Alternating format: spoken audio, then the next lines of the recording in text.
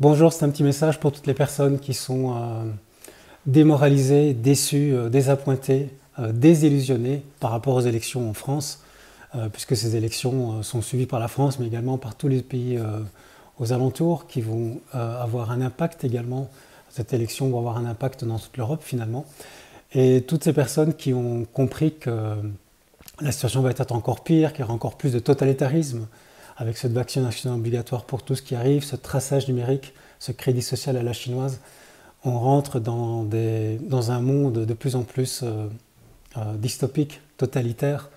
Et donc pour toutes les personnes qui ont compris ça et qui sont en détresse, ben c'est un message pour vous. C'est que vous devez vraiment faire attention à votre réaction. Ici, ce message, c'est plus pour voir cet événement d'un point de vue psychologique. C'est-à-dire que votre réaction, elle peut vraiment vous détruire la santé si vous tombez dans ce négativisme. Et donc c'est vraiment important de ne pas succomber à la tristesse, à la déception ou à la colère, parce qu'évidemment, si vous le faites, les adversaires de la plutocratie ou ces gens qui organisent le totalitarisme ont encore plus gagné en fait, vous voyez. Donc c'est vraiment important de continuer à avoir une résistance intérieure qui est basée sur la volonté de continuer à vibrer, à avoir une fréquence vibratoire qui est constructive, qui est positive, qui est toujours basée sur l'amour, sur la joie, une fréquence positive pour contrer toute cette négativité qui est autour de nous. Et au plus vous arrivez à élever votre fréquence vibratoire, au plus vous allez faire du bien autour de vous, et surtout pour votre santé, sinon on va sombrer en fait. Donc c'est très important de ne pas être contaminé par ce négativisme, ou par le négatif de votre mental qui fait que votre corps va de plus en plus mal et l'énergie va diminuer, votre vitalité va diminuer. L'idée c'est d'augmenter votre fréquence vibratoire, et comment est-ce qu'on peut faire ça? Eh bien c'est vraiment de se concentrer sur au moins deux forces, c'est l'amour et l'humour.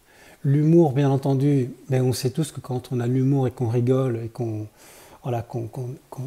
plaisante avec des amis, qu'on échange à ce niveau-là, on se sent vraiment bien. L'humour, c'est vraiment ce qui peut nous sauver. C'est un peu la politesse du désespoir, comme disait un philosophe. Et puis l'humour, et puis aussi l'amour. Et l'amour, bien sûr, des gens que vous aimez, mais aussi surtout l'amour de vous-même. J'en parlais dans ma dernière vidéo, c'est vraiment important de pouvoir avoir un regard de compassion sur vous-même et de voir que vous avez toujours fait de votre mieux pour vivre dans un monde plus juste, plus humain. Vous avez toujours fait de votre mieux pour évoluer. Vous avez toujours fait de votre mieux aussi pour apporter du bien autour de vous. Et donc, un regard bienveillant sur vous-même qui vous permette de pouvoir dire que vous vous estimez, que vous pouvez finalement, malgré tout, être fier de vous parce que vous avez toujours fait de votre mieux. Et c'est ça qui est important. Et en ayant cet amour pour vous-même, vous allez vous sentir tellement mieux.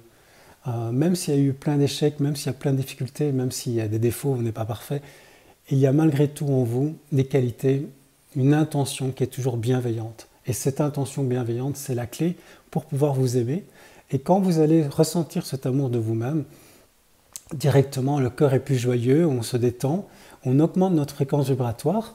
Et ensuite, c'est plus facile, par exemple, de ressentir de la gratitude. De ressentir de la gratitude, d'avoir malgré tout la vie, la conscience, et puis d'être dans un pays qui est quand même mieux loti que d'autres pays où il y a des gens qui souffrent le martyre avec la torture de la faim, ou les guerres, ou d'autres situations horribles. Donc on a quand même encore beaucoup de chance, et ce sera plus facile de le voir une fois qu'on aura une fréquence élevée. Donc je vous invite vraiment à aller dans cette direction, de prendre soin de vous. Et vous savez, je terminerai avec ça, c'est que plus tard dans le futur, lorsqu'on arrivera à se débarrasser de tous ces psychopathes qui ont les postes clés dans la société, eh bien, on aura un regard de compassion et d'admiration pour les gens à cette époque, parce que le niveau de stress est tellement élevé, le niveau d'inconscience est tellement élevé, le niveau d'injustice et de corruption, on n'est vraiment pas dans une démocratie. Ils diront, les historiens ou les gens qui regarderont l'époque dans laquelle on vit, dans le futur, diront, mais qu'est-ce que ça devait être difficile de vivre dans ce monde-là, dans cette période, et les êtres humains qui ont réussi à garder un certain équilibre et à continuer à se battre pour l'amour et l'humanité, mais qu'est-ce qu'ils sont admirables. Et c'est ce qu'on dira de vous. Et c'est important que vous ayez ce regard aimant envers vous. Voilà, c'est ce que je vous souhaite et au plaisir de vous retrouver dans une prochaine vidéo.